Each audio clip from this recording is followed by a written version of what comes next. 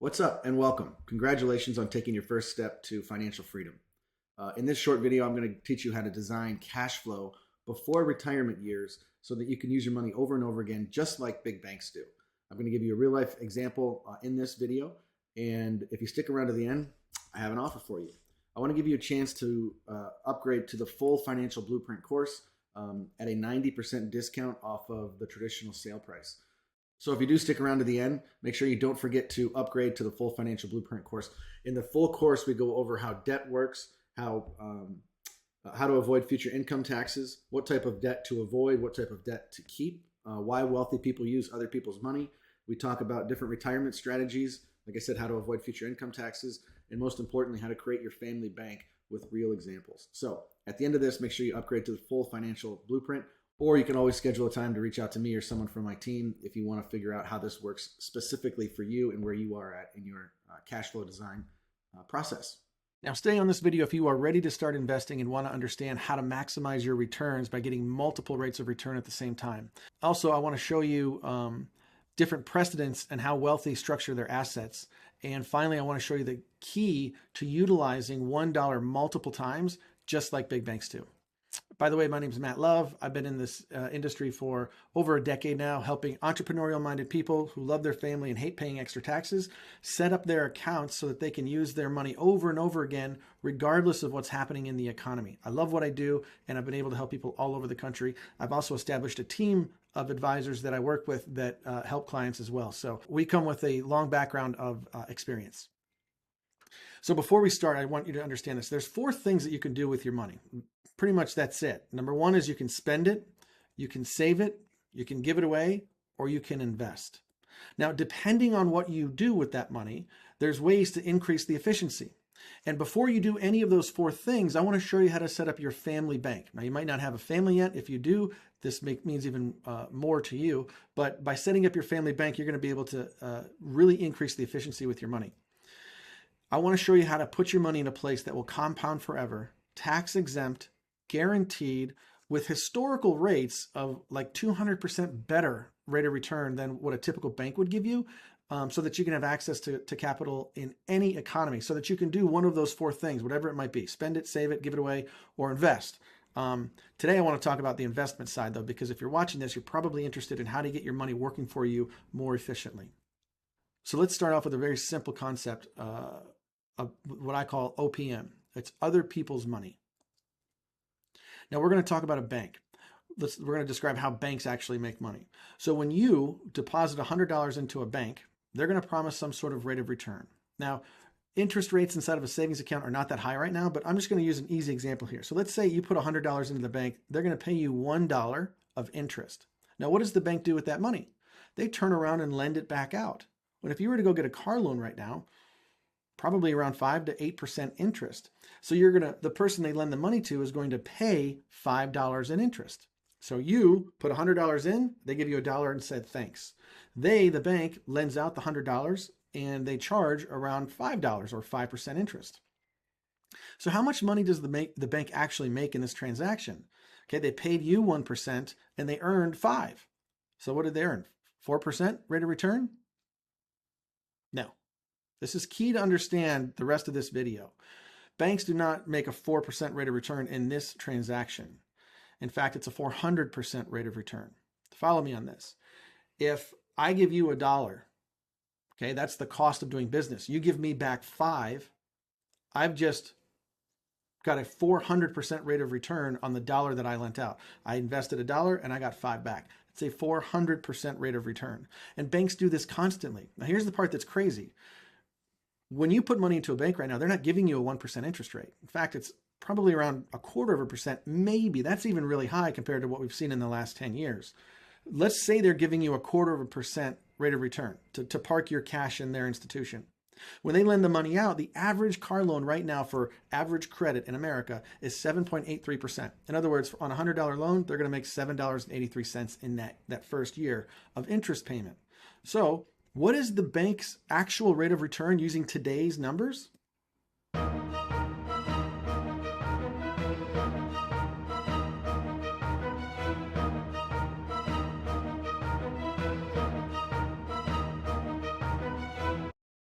3,000%. Just by understanding leverage and other people's money, you can get a massive rate of return and not even expose your money to a lot of risk. So once we understand how banks actually make money, the question is, how then can you set it up for yourself so that you can mirror the same strategies that these massive banks are using? And there's a reason why if you go to any big city, you look at the top of those tall buildings, a lot of them are banks, whether it's Chase, Bank of America, who knows? So let me give you this example. I call this idea the zero line. So when I got out of college, I immediately was a borrower. I borrowed money from the bank. And so the zero line represents no money in my bank account. So I immediately went into debt and I paid an interest rate to the bank just trying to get out of debt. I wasn't building wealth. I'm just trying to get out of debt. And you get financial gurus out there talking about how debt is a bad thing. It can be if you don't understand how to use it correctly. See, if I were to continue down this trail, I would continuously just borrow and borrow and borrow. 4 or 5 years later, the car that I borrowed to go purchase, now it's worth less than it was before. So I'm going to borrow to get a new car. And I'm constantly in debt to try and pay off these car loans. And I'm not building any wealth. Easy to see how you're not creating wealth here.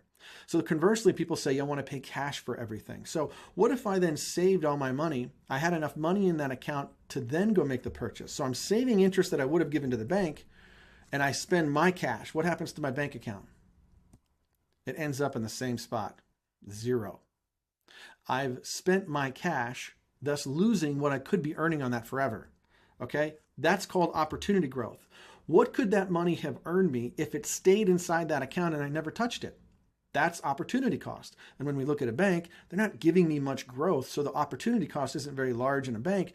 But if I understand how wealth actually works, there's places I can put my money that have guaranteed growth compounding at a much higher rate. That's what I'm going to show you in this video.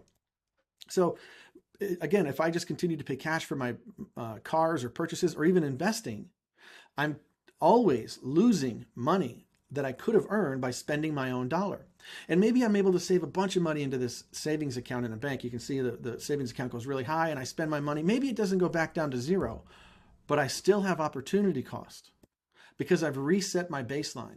When you talk to advisors and they say things like, put money into the market early because it's going to compound, for the rest of your life. And the longer it can compound, the better. I agree with the longer it can compound, the better.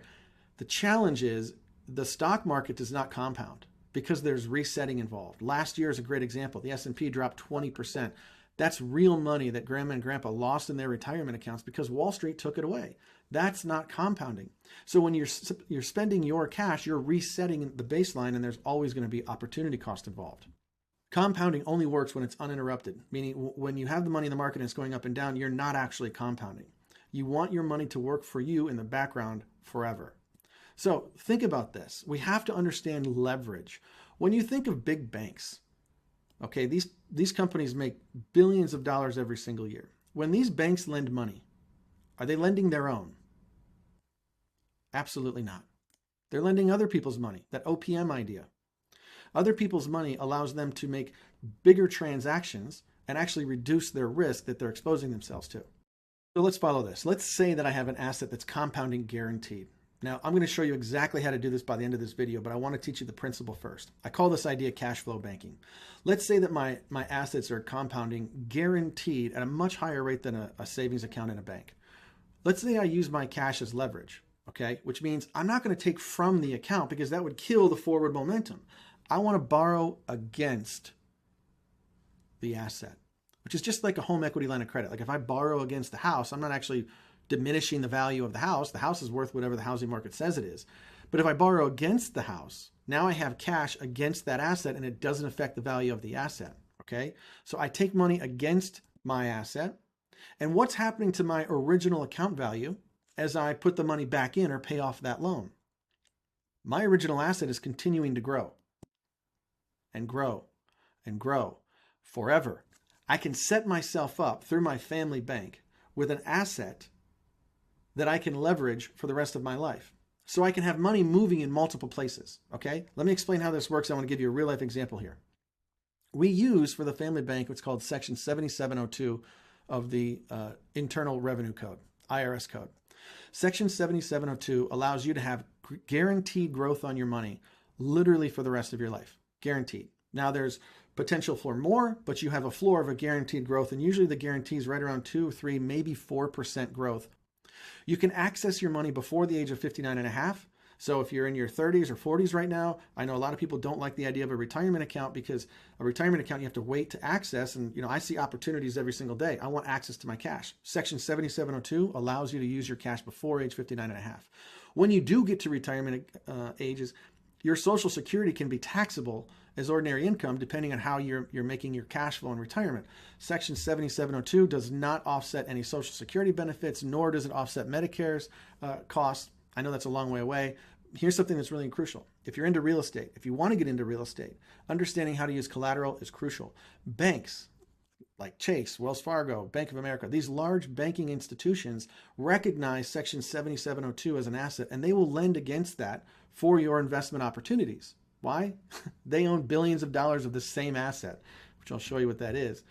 I have long-term care benefits for older people, but the cash flow that comes from this asset, Section 7702, doesn't generate a 1099. That means it's tax exempt. There's no tax due on the cash flow or the growth on Section 7702 if you use this correctly. Tax exempt cash flow can be very valuable, especially as income taxes go up. The more income you earn, the more taxes you're going to pay. Having tax exempt options is very important. So here's the cool part. You look at Roth IRAs, you look at all of these different things to do with your money. A lot of those types of tax benefit plans have limits to how much money you can put in. Section 7702 has no limit. You can put as much money as you want. So the question is, what is it? What is Section 7702? Dividend paying, high cash value, whole life insurance. When I say banks use this, Bank of America, for example, has like $25 billion sitting in cash value life insurance that they lend out to their tier one projects. Like if Donald Trump wanted to go build a new golf course, that's a tier one loan. They're going to use their life insurance. You can set up your assets the exact same way so you have guaranteed growth, access to cash, and regardless of the economy or what the stock market's doing, you can use your money for any of the investments that you see fit and have your dollars work multiple times. So here's how this works. Family Bank for Entrepreneurs. I'm going to use an example of a 30-year-old, okay? The customization of these it's almost endless. So I'm going to give you one example, and as you watch this, try to focus on the story that I'm going to tell you. Don't focus on the numbers and say, well, I want to put in more. Well, I can't put in that much. Or I'm 40 years old, I'm not 30. Or I'm 20 years old, I'm not 30 years old. Just listen to the story of how you can set these up, because you can customize these 100 different ways. Remember, education is free. You didn't pay anything to watch this video, right? You paid nothing. I'm giving away all that I know. It took me over a decade to understand all of this. Put it into a little package so that you can learn on your own. Customizing how you do this, that's where the fun part comes into play. So focus on the story here. So a 30-year-old, there's a couple of columns I want to go over really quick. On the left-hand side, that's how many years your life insurance policy is in force. Then it's the age of the client. So age 31, 32 going on. Annual premium. That's how much you're actually putting into the policy on an annual basis. Okay. Cash value means that's how much money that is in the cash value in any given year. Okay. And then finally, there's a death benefit, because in order to qualify for all the things I'm going to talk about, this legally has to be life insurance. It's not an investment. Okay. This is where it starts to get fun. First year premium, I'm including a first year dump in. I'm looking at someone who's sitting on cash that's ready to go pounce on an investment. Okay. When people think life insurance, they don't really think of like cash flow banking. They think of death benefits. I'm here to tell you, this is how banks make tons of money. They put money into policies and then they leverage those policies and go do investments. So I have $100,000 going in the first year. What's my cash value? $87,000. Okay. The difference there went to pay for the death benefit of $3 million. So if you have a family, boom, you have $3 million of death benefit. Worst case scenario, something happens to you, something happens and you pass away, $3 million goes to your family tax-free. But you now have $87,000 in cash value, okay? Next year we get together. Client says, Matt, I want to put in another $40,000. $40,000 goes into the next year. That's called the premium. What's the cash value increase from 87 to 127? 40,000, just a hair under 40,000. This literally becomes the savings account. Instead of keeping money in my bank where I'm earning next to nothing with no ancillary benefits, it's exposed in a lawsuit. You just saw what happened to Silicon Valley Bank and how banks are becoming insolvent because they practice fractional reserve lending. Life insurance companies don't do this. I move 40 grand into a policy. I have $40,000 in cash value. That becomes my bank. Now, year 10. I've put in cumulatively, in this example, about $460,000 in total premium. What's my cash value? 502. So I have growth inside my policy. And not only that, the cash value is liquid. In year 11, I'm showing in this example, the premium dropping to $10,000 a year. What's the growth in cash value? I go from $500,000 to $528,000. In other words, my $10,000 in the bank, I put into the insurance contract and it turns into $26,000 overnight. That's a hefty rate of return. When people talk about investing and they go from income directly to an investment, they're missing a crucial step. If I use the policy in this example, in year 11, I'm taking $10,000 that's just sitting in a bank, putting it into a policy, and it's turning into $26,000 overnight. Then I can call the insurance company and use that money for whatever I want to. So before we go on, I want you to get a pen and paper out. If you don't already, write down this number. Write down the cash value, this number, 502,759, and write down the death benefit, 3,084,652. Write down those two numbers. We're going to reference them in a second. Okay, let's talk about how to invest, use the policy as an investment. Let's say in year 5, I see an opportunity. I want to take $100,000 out and I want to go buy a rental property. I call the insurance company and say, look, I can take the $100,000 out because I have a bunch of cash in there, but I don't want to. I want to borrow against the cash value. Okay, I want to borrow against the cash value. So the insurance company says, cool, well, you put $40,000 in and we're going to just give you $60,000 more. And the net result is a $100,000 loan against the death benefit. And you can see the death benefit went down a little bit because if I die and that loan's outstanding, it just gets paid off by the death benefit. And when I say loan, I'm not talking about debt to income checks or applications or a credit report or anything like that. I just call the insurance company and say, I want to borrow against that future death benefit up to the amount of cash value that I have. And if I don't pay it off, it just comes off the death benefit. And my wife still gets the death benefit tax-free. So I take $100,000, I go make an investment. Years 6 and 7, I don't want to put any money into the policy because I'm still waiting for my investment to come to fruition. So I don't want to put any money in. So I'm just going to take a 2 years. I'm not going to put any money in it. It's basically like taking a $40,000 loan in those 2 years. Now, let's say I want to repay the loan in year 8. Okay, so let's say my investment pays off. I'm sitting on $244,000 in the bank. I go to repay the loan at the insurance company. What's my cash value now? $398,000 after I repaid my loan. So follow me on this. I had $144,000 the year before. I put $244,000 in, and now my new cash value is $398,000. So how much did the cash value grow in that year? So here's how you do the math. You take the $398,000, you subtract the year prior, the $144,000, you get $253,000. You take $240,000, follow me. You leveraged $100,000 of money that you were saving in the first place in your policy. So you take $100,000 out, go buy an outside investment. Pays off. You put $244,000 from whatever was in the bank into the policy, and you have $253,000. You immediately have more cash than you would have had you not done this. Okay? Now, what's my cash value in year 10? See, this is an example where I'm taking money in and out, and I put it back in. How much cash value do I have in year 10? Is that the same as the number that you wrote down earlier? Is it kind of the same or exactly the same?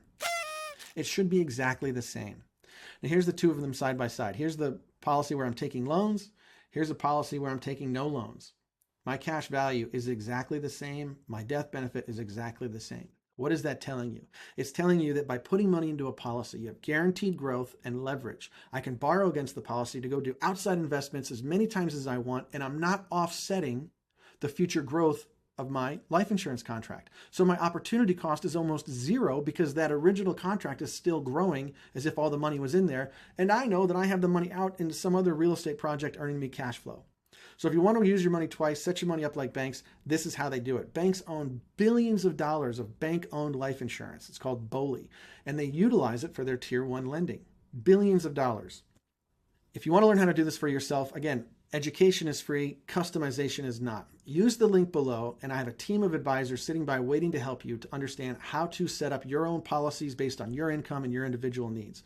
Like I said earlier, these policies can be super customized. depending on where you are and what you want to try and achieve. The discovery call is absolutely free. You can take 15, 30 minutes to describe where you are, where you want to end up, and our team can help you understand how to get there and the best route. Again, the call is absolutely free. If you want to learn how to do this, click that link below, and we look forward to helping you out. Talk to you soon.